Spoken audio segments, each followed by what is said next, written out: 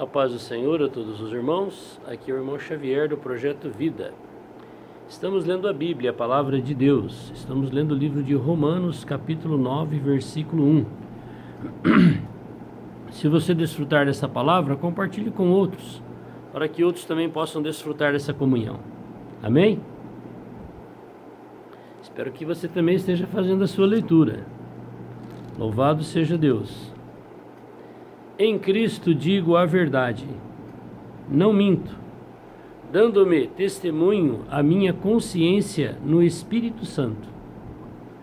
Você sabe que o homem é corpo, alma e espírito. E você sabe que a alma do homem é a mente, a vontade e a emoção. E o espírito humano é a consciência, a intuição e a comunhão. Isso é que compõe o espírito do homem. E quando o homem não tem o Espírito de Deus dentro do espírito dele, a sua consciência está cega, está amortecida.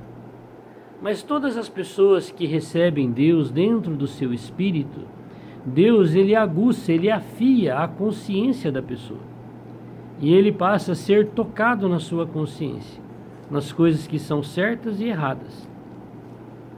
Então aqui Paulo está dizendo que ele dizia sempre a verdade na minha consciência no Espírito Santo. Então hoje nós precisamos agradar o Espírito Santo na nossa consciência. Se ela nos aprovar, louvado seja Deus.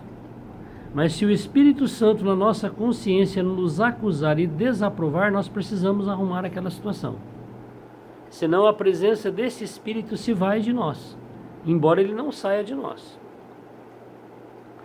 Tenho grande tristeza e contínua dor no meu coração, porque eu mesmo poderia desejar ser separado de Cristo, por amor de meus irmãos, que são meus parentes segundo a carne. Então nós vemos aqui Paulo se entristecendo por causa dos seus patrícios, os israelenses, os judeus de sangue, porque Paulo era um judeu de sangue, que são israelitas, dos quais é a filiação e a glória e os concertos e a lei e o culto e as promessas, dos quais são os pais e dos quais é Cristo segundo a carne, o qual é sobre todos Deus bendito e eternamente. Amém. Então Paulo está se referindo que todas as coisas santas e sagradas de Deus foram entregues por Moisés aos israelitas, aos judeus. As promessas, os profetas, a lei escrita pelo próprio Senhor. E Paulo se entristece por quê? Porque eles não creram e receberam quem? O Deus da glória, que é encarnado, que é Jesus Cristo o Senhor. Então ele se entristecia muito por essa situação. Não que a palavra de Deus haja faltado, porque nem todos os que são de Israel são israelitas. Olha aí. Isso se aplica hoje. Nem todos os homens são filhos de Deus. Quem são os filhos de Deus? Aqueles que receberam a vida de Deus, o Espírito de Deus dentro do seu espírito. Esses são filhos de Deus. O Espírito de Deus testifica com o meu espírito, com aqueles que são filhos de Deus. Então, israelita também não é todo aquele que é de sangue, descendência de Abraão, Isaque e Jacó. O verdadeiro israelita é aquele que teme a Deus, que procura guardar os mandamentos de Deus do Antigo Testamento, mesmo não crendo no Senhor Jesus. Esses são os verdadeiros israelitas. Mas no meio dos israelitas tem aqueles que não acreditam em Deus, são ateus. Tem os israelitas que buscam invocação de espíritos dos mortos, que entram pelo caminho das adivinhações, das astrologias. Esses não são os verdadeiros israelitas, embora tenham no seu sangue o DNA de Abraão. Qual é o verdadeiro israelita? Aquele que guarda os mandamentos de Deus. Mesmo que, na sua incredulidade, não creem que Jesus Cristo é o Messias enviado. Hoje os judeus estão clamando para que o Messias se manifeste. E ele já veio. Mas ele virá novamente. para os judeus, mas não como filho do homem, como filho de Deus. Ele virá para julgar toda a terra, todos os judeus. Ele virá para dar início ao reino milenar. É a sua volta gloriosa depois da grande tribulação, que o povo judeu também vai passar pela grande tribulação. Por isso que lá no livro de Apocalipse, no capítulo 7, há um grupo de 144 mil judeus, 12 mil de cada tribo. E no capítulo 14, há também um grupo de 144 mil que não são judeus. São os que são primícias para Deus de todo o povo de Deus, a igreja. E esse número 144 mil é um número simbólico, representando a plenitude daqueles que foram salvos e escolhidos por Deus para escaparem da grande tribulação. Por quê? Ora, se tiver 144 mil e um judeu fiel, então aquele um vai ficar fora? No livro de Apocalipse, quando você começa a ler o livro de Apocalipse, está escrito assim: por sinais me foi dado conhecer o mistério. Então o que nós precisamos é entender o que significa o sinal, para a gente entender o mistério. E 144 mil é 12 vezes 12, é a completação das completações, é que Deus terminou toda a sua obra em todo o universo e agora chegou a hora da consumação. É isso que significa os 144 mil. Então nem todos os israelitas é um verdadeiro israelita. Nem por serem descendência de Abraão são todos filhos, mas em Isaque será chamada sua descendência. Isto é, não são os filhos da carne que são filhos de Deus, mas os filhos da promessa são contados como descendência. Porque a palavra da promessa é esta: por este tempo virei a Sara, e ela terá um filho. E não somente esta, mas também Rebeca, quando concebeu, de Isaque nosso pai. Porque não tendo eles ainda nascido, nem têm feito bem ou mal, para que o propósito de Deus segundo a eleição ficasse firme, não por causa das obras, mas por aquele que chama, foi-lhe dito a ela: o maior servirá ao menor. Como está escrito: amei Jacó e aborreci a Esaú. Na verdade, todas as pessoas são predestinadas para serem filhos de Deus. Só que Deus dá a livre escolha, o livre arbítrio para cada um. Até os anjos, antes da criação do homem, também receberam esse livre arbítrio. Tanto que o querubim guardião Lúcifer, ele escolheu ser um inimigo de Deus. E levou consigo 1/3 da criação celestial. E levou milhares ou bilhões de homens junto com ele. E todos serão lançados no lago de fogo depois do reino milenar. Depois dos 1000 anos, quando Cristo voltar após a grande tribulação. Eu quero perguntar para você se você é verdadeiramente um filho de Deus. Porque nem todas as pessoas criadas por Deus são filhos de Deus. Como o Paulo está explicando aqui com respeito aos judeus de sangue descendentes de Abraão. Você está incluído naqueles 144 mil do capítulo 14 de Apocalipse? Ou você está fora? Aquele lá, a Bíblia diz que são primícias. Com respeito aos judeus do capítulo 7 de Apocalipse, serão os judeus que farão parte da nação dos judeus vivos na terra antes que o Senhor volte, os 3 anos e meio, que é a grande tribulação, e que vão passar pela grande tribulação e não serão mortos pelo próprio Deus naquelas calamidades que vai acontecer naqueles 3 anos e meio. Por que aqueles judeus foram poupados? Foram marcados na testa pelo próprio Deus.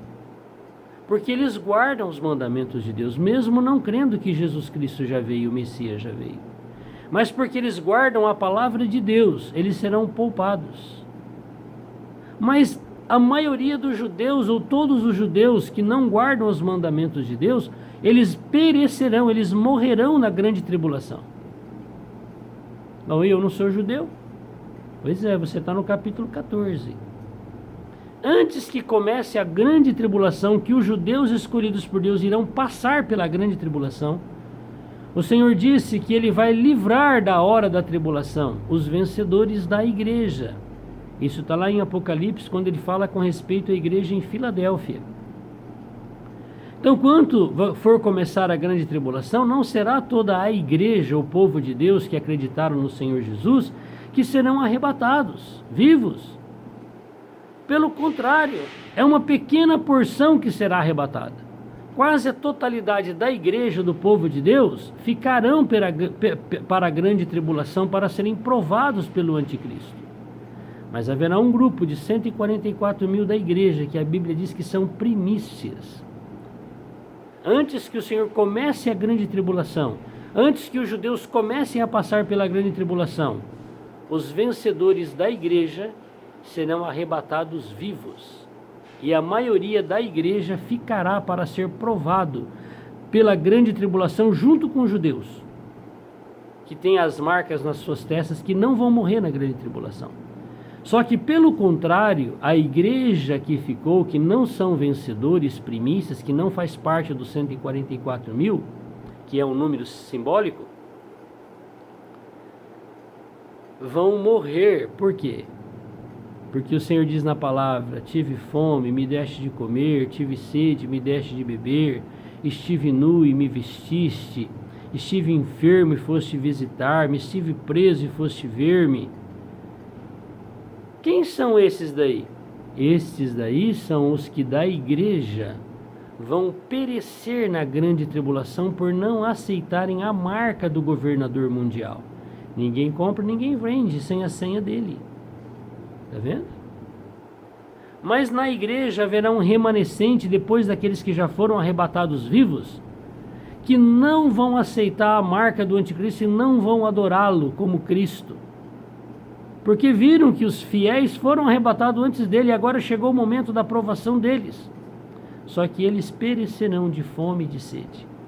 Embora os incrédulos que não têm a vida de Deus, que são chamados de ovelhas, aqueles que ajudam o povo de Deus, que ficaram para a grande tribulação com um prato de comida, um copo de água, não salvos, vão dar alguma coisa para o povo de Deus.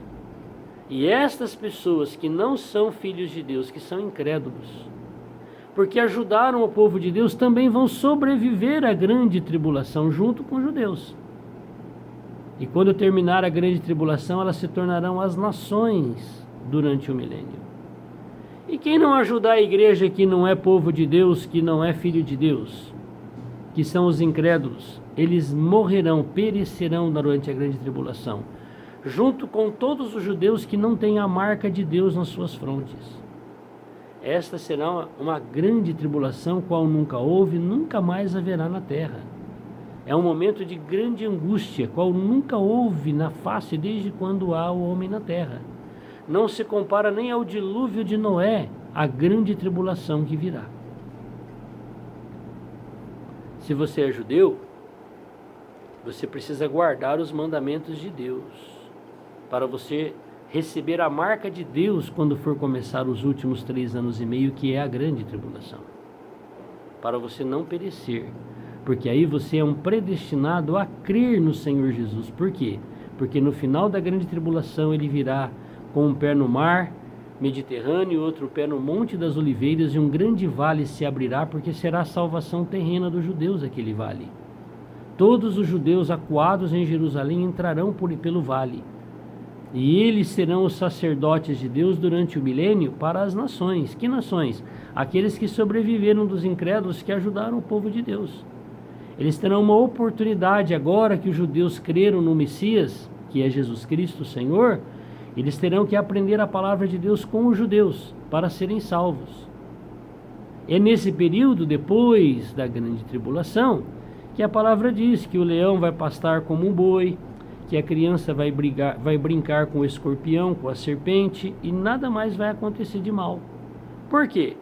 Porque nesse último dia, após a grande tribulação, o diabo será fechado no Hades, no abismo, por 1000 anos. O Senhor irá trancá-lo lá, junto com todos os anjos que seguiram ele, com todos os demônios espalhados na face da terra. Então a terra voltará a ser como na época de Adão, antes dele ter pecado contra Deus, da natureza do diabo ter entrado nele. E agora? Nós estamos vivos. Você não é judeu. Você faz parte dos 144 mil?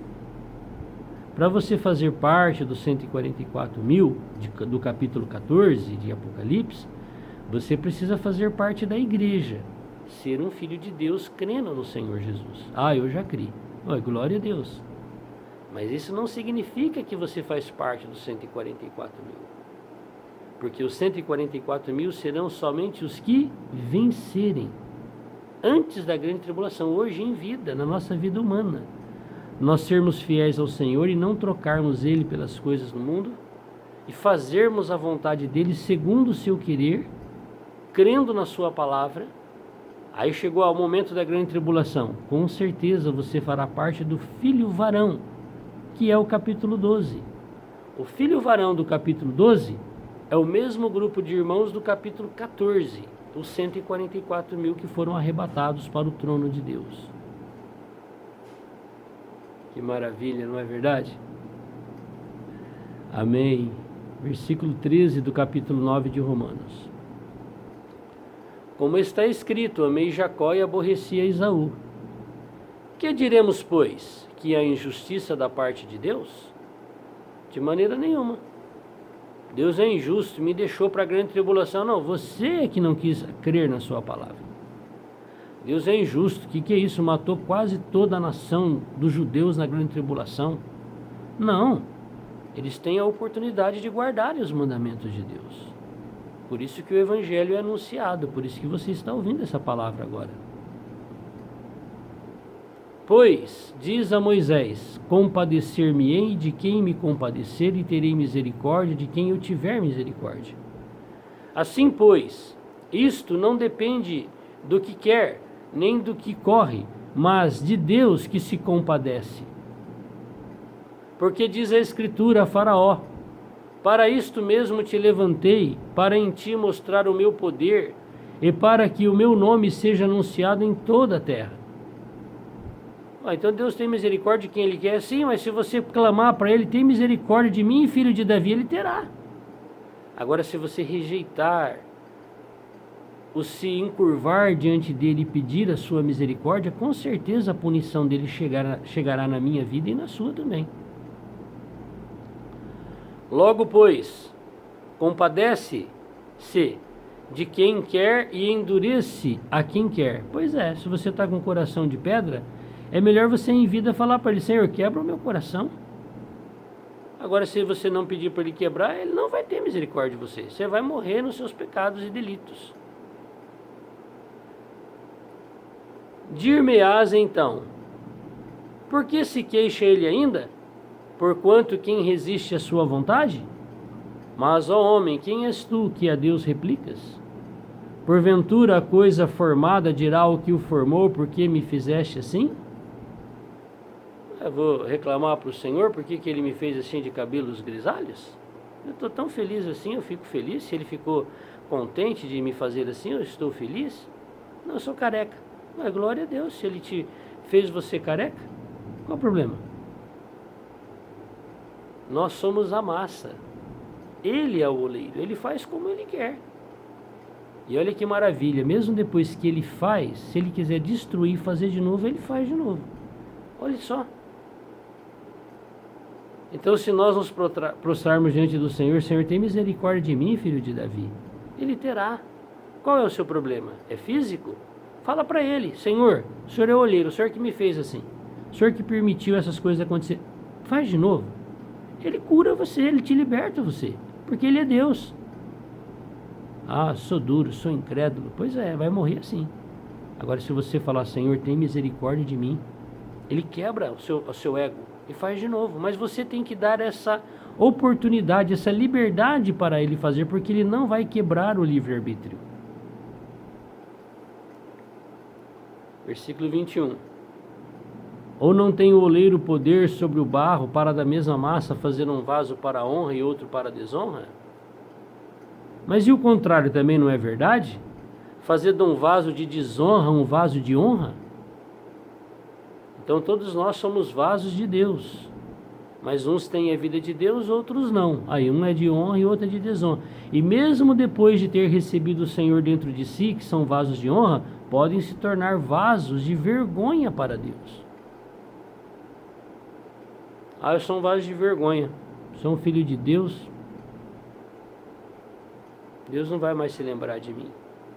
Ele é o oleiro, ele pode quebrar você e fazer de novo, mas se você não fizer isso, você vai morrer assim. E que direis, se Deus, querendo mostrar a sua ira e dar a conhecer o seu poder, suportou com muita paciência os vasos da ira, preparados para a perdição? Quantas vezes Deus enviou Moisés para falar com o faraó que morreu lá dentro do Mar Vermelho? 10 vezes. Quantas vezes o Senhor já falou com você que você precisa crer nele e receber ele? Acho que foi mais de 10, não é? E nós que somos filhos de Deus, quantas vezes o Senhor já falou para nós, olha, você se tornou um vaso da minha casa, mas você se tornou um vaso de desonra. Quantas vezes? Essa é a misericórdia. Aí se nós não nos voltarmos, ele vai trazer sobre nós o seu julgamento. E esse julgamento não é injusto, é justo. Para que também desse a conhecer as riquezas da sua glória, nos vasos de misericórdia, que para a glória dantes preparou, os quais somos nós. Então nós somos os vasos de misericórdia, precisamos pedir misericórdia para o Senhor. Senhor, eu posso ser transformado e feito de novo, se o Senhor tiver misericórdia de mim. Os quais somos nós, a quem também chamou, não só dentre os judeus, mas também dentre os gentios. Deus não faz acepção de pessoas. Judeu, gentil, japonês, africano, Deus não faz. Como também diz em Oséias, chamarei meu povo ao que não era meu povo e amada que não era amada. Aí. Então, se você não desfruta da presença do Espírito de Deus em você, é porque você não quer abrir a porta do seu coração. Aí você é odiado por Deus porque você o rejeitou. Mas se você se converter, o mesmo que foi odiado será amado. E sucederá que no lugar em que lhes foi dito, vós não sois meu povo, aí serão chamados filhos dos Deus vivo. Essa é a maior glória que o homem pode receber, ser chamado filhos do Deus vivo. E a pior vergonha é você ter criado para ser filho do Deus vivo e não ter recebido ele e ir parar dentro do lago de fogo com Satanás. Também Isaías clamava acerca de Israel, ainda que o número dos filhos de Israel seja como a areia do mar, o remanescente é que será salvo. Você viu? Todos os judeus serão o povo de Deus? Não, só os que guardarem os mandamentos de Deus. Todos os judeus vivos na época da grande tribulação serão salvos? Não, só os 144 mil escolhidos pelo Senhor. É o remanescente.